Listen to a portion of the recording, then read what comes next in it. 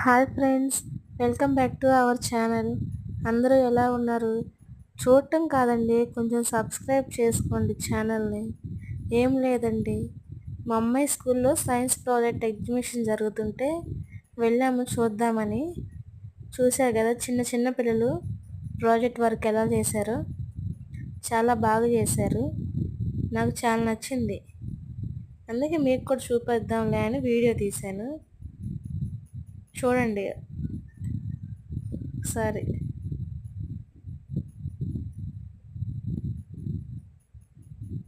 చూశారు కదా ప్రాజెక్టులు చాలా బాగున్నాయి. చిన్న చిన్న ఇల్లు బాగున్నాయి కదా.